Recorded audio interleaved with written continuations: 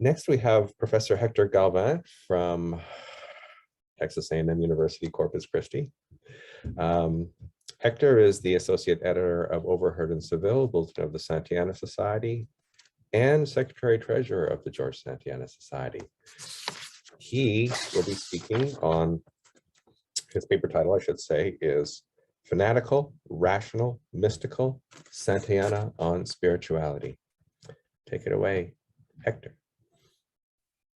Okay, let's see if I can share. Is that good? Yeah, okay. So first off, I would like to thank the Institute, and of course, I would like to thank Kasia for putting on this event. The issue I'm going to talk about today is not a new one, but I'm hoping that my approach to it will at least be interesting. One may argue that it has been an ongoing conversation in Santayana scholarship as to whether there is one Santayana or two for quite some time.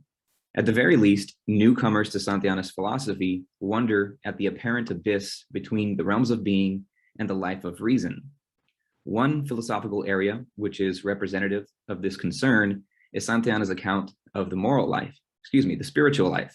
And I quote, "The spiritual life is not the development of a theme familiar from pages of former writings. It is comparatively a new theme, a theme so contrasted with the life of reason that we may wonder at times whether it can be incorporated into the symphonic whole," end quote. Of course, the spiritual life was discussed in the life of reason, especially in Reason and Religion. Nevertheless, Santayana's later ontological explorations of the spiritual life are viewed as straying from his earlier, more humanistic and naturalistic explorations of the same topic. In his earlier works, Santayana discusses spirituality in the context of the value it produces in terms of contributing to human happiness or flourishing, while in his later work, he focuses on spirituality as a way to cultivate a detachment from values. All the while, his realm of being culminates in a discussion of a union with the good. So I understand the confusion. If there is one Santayana and not two, if his work is to be a unified and symphonic whole, then these are issues which require explanation and clarification. In the following presentation, I address these concerns, and to do so, I introduce three types or forms of spirituality elucidated by Santayana in his Reason in Religion, namely the fanatical, the rational, and the mystical.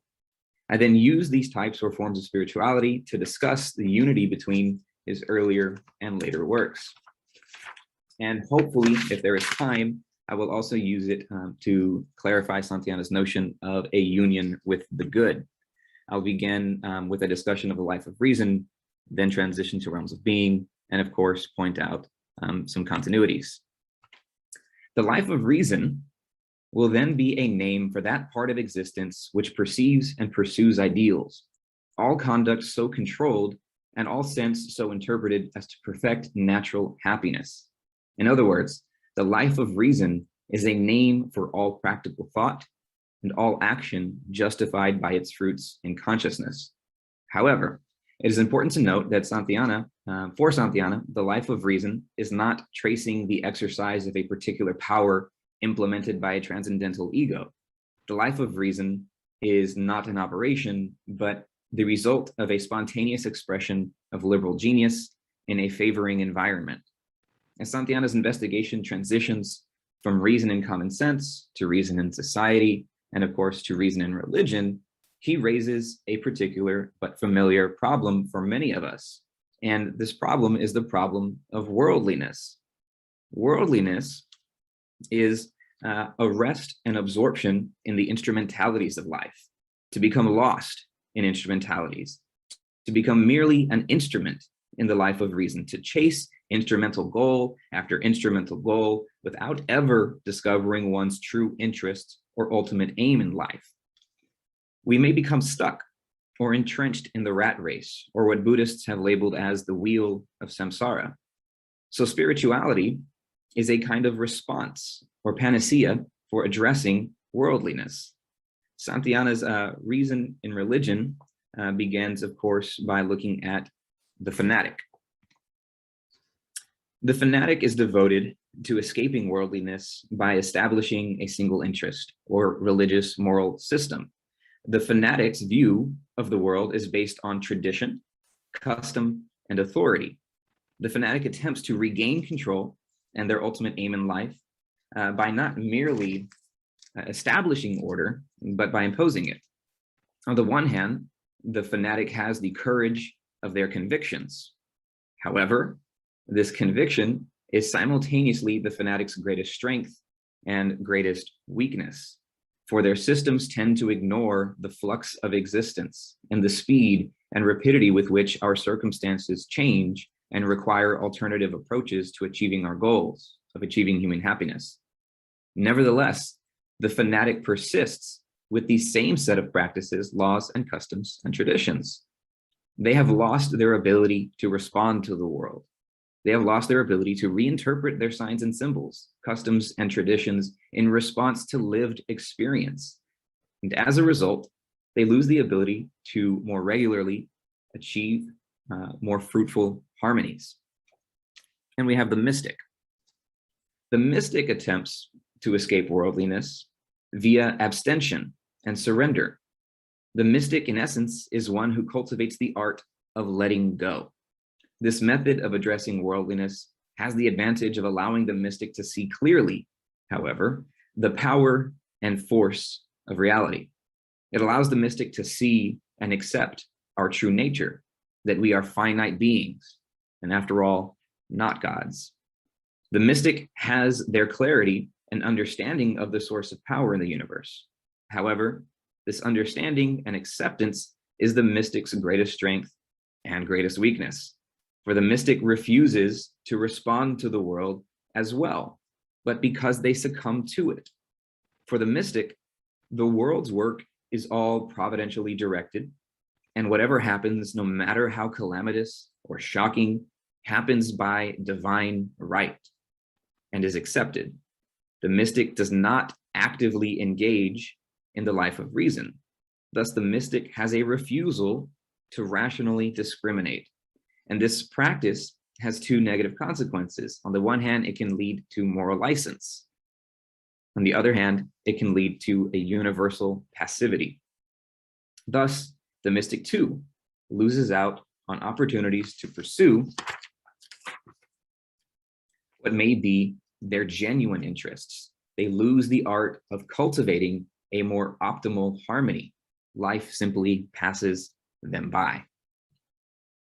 Finally, we have the rational approach to spirituality, which is devoted to escaping worldliness by seeking a rational advance over it. The rational approach harnesses the courage of the fanatic with the serenity of the mystic and adds wisdom.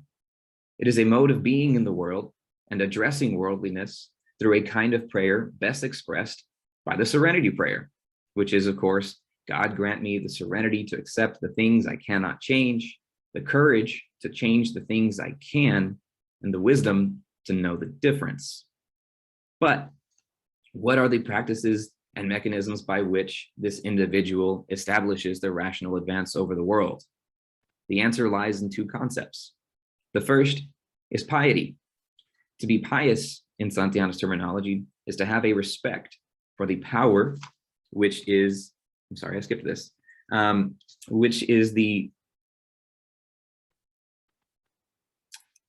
Santayana's terminology is to have a respect for the power which is responsible for our origins as human animals.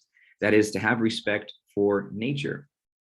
To paraphrase Santayana, the object of piety is the power on which our life depends.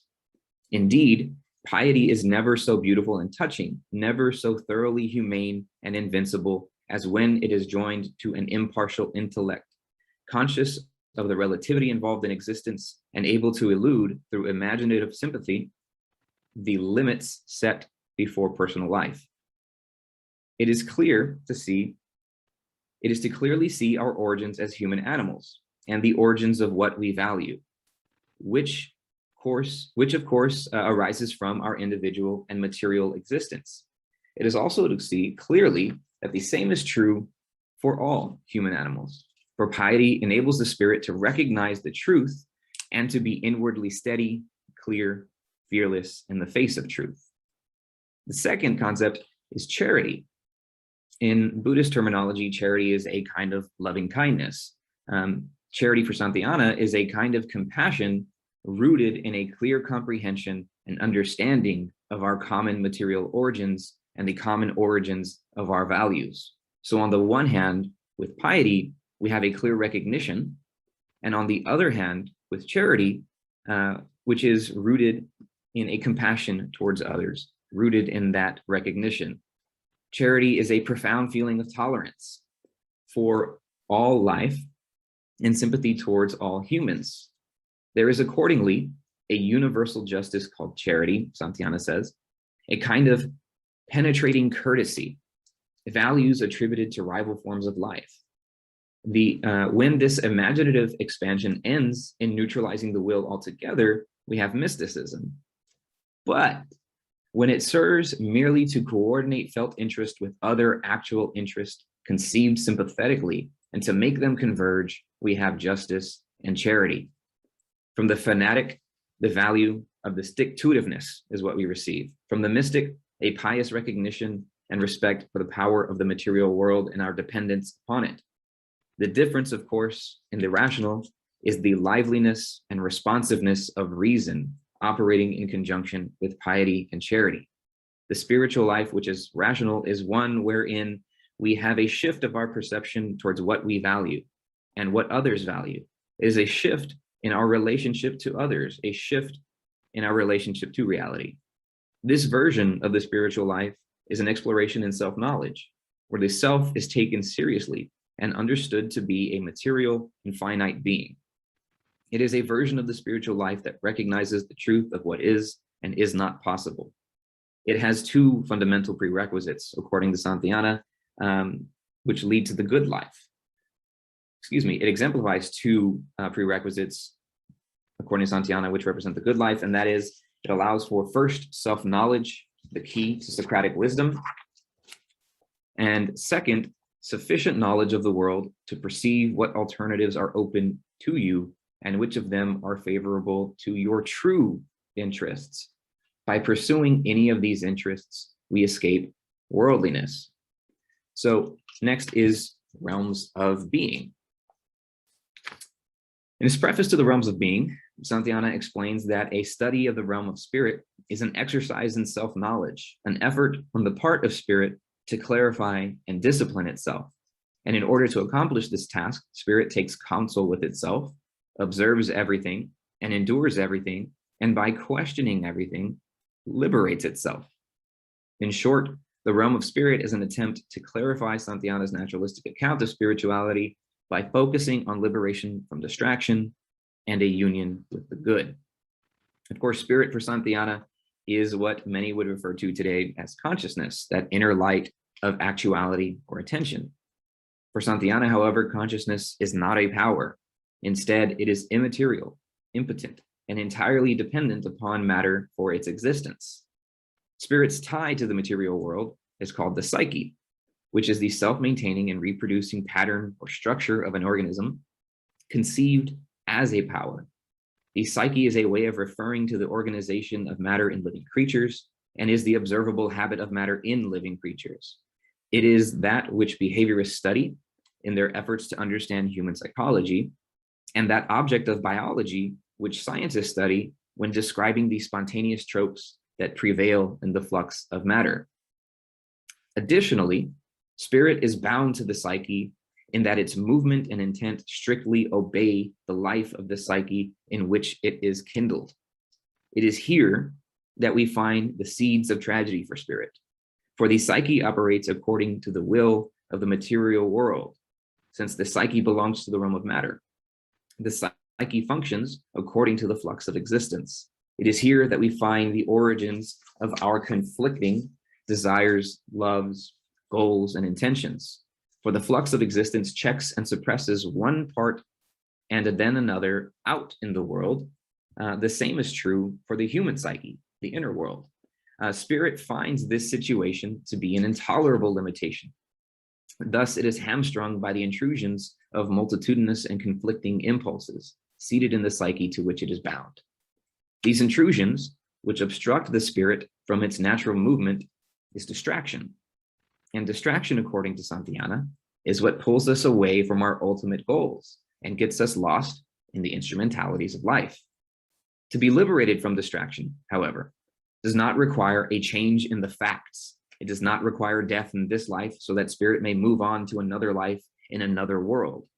It does not require an escape from nature. It is an inward transformation, Santayana says.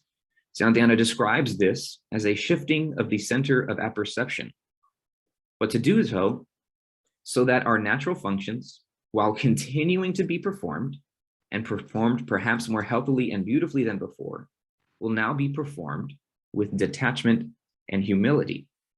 This is important because spirit is dependent upon the natural world, and we could not live for a moment without the support and suggestions of the environment. This is detachment, and it is not to cut ourselves off from the world. It is instead that harmony between attachment and aversion. It is a tool that is used merely to disinfect, to view things as accidents, to enjoy life without claiming it, to transcend it without despising it. Union with the good, however, is a moral unanimity, and liberation is nothing if it does not lead to a union with the good, which again is a moral unanimity or fellowship with the life of all substances, insofar as they support and enlarge one's own life. And in its full development is possible only through prayer or intellectual worship, in which spirit, forgetting itself, becomes pure vision and pure love. This kind of prayer is not petitionary, nor does it require a belief in God. It is not a means to an end, but an end in itself.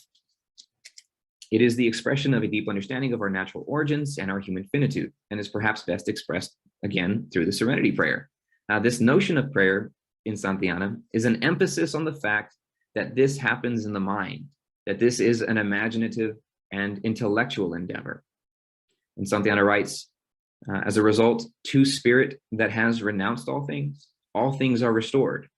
And having renounced itself also, it cannot resist any inspiration or to think evil of any good, but embraces them all in the eternal object of its worship, not as they may have existed in the world in passing and in conflict, but as they lie ideally reconciled in the bosom of the good, at peace at last with themselves and with one another.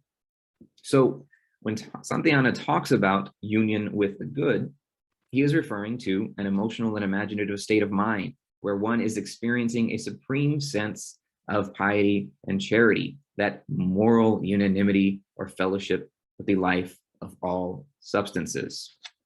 And so now we can point to three sort of continuities between the life of reason and realms of being. I'm going to go ahead and list the three of them just in case I run out of time.